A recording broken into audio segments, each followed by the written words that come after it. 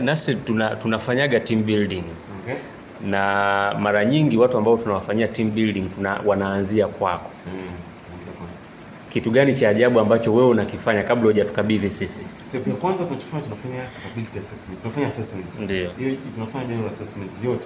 Yeah. Hapo tunaangalia wafanyakazi, utendaji wao, tunaangalia employer mwenyewe mwajiri alivyo. Yeah. Baada ya hapo tuna recommend baadhi ya trainings. One of the trainings tuna recommend ni team building. Kwa hiyo team building kutoa zile grievances za wafanyakazi. Mtu mmoja amemchukia mwenzie, kuna makasiriko hapa na pale, mwingine amemchukia bosi hawezi kumwambia.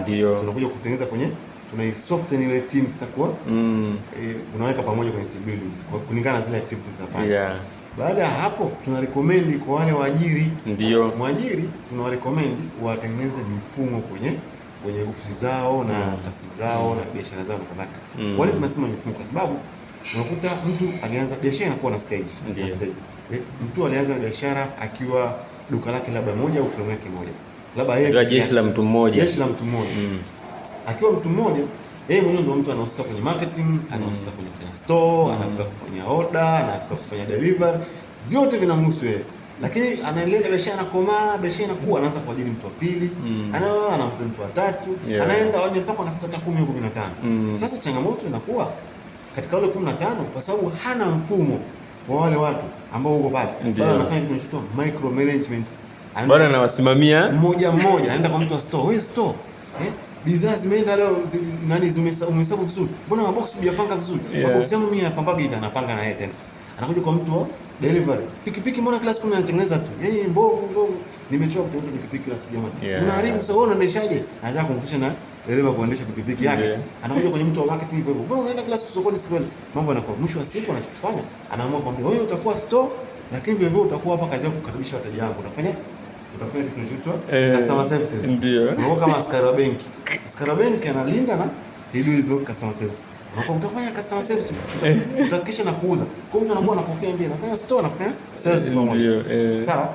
Sasa watu wana miss ni kutengeneza system. Ukishatengeneza system itakupa faida 3 ama 4. Faida ya kwanza itakusaidia kujua huyu mtu leo kafanya nini, majukumu yake ni nini, nimpimeje, mfanya kazi bora ni nani, yeye anafanya majukumu yake. Umeshaelewa bila kwa mafunzo. So hizo ni changamoto kubwa ambazo zinakuwa. Matokeo yake waajiri wengi wanashindwa kwenda hata msibani. Unakuta tu mtu amekomaa lakini anafanya kazi 30. Hatoki, huwezi kutoka kwa sababu na mfumo.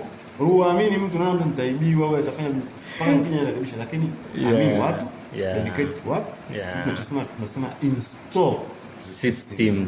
Jamani, lazima install the system. Install a system in your business. Utaona mambo na wewe unapata ule uhuru.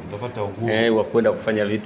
Robert Kiyosaki amewahi kusema kwamba kama huwezi kutoka kwenye biashara yako, maana yake wewe sio mfanyabiashara.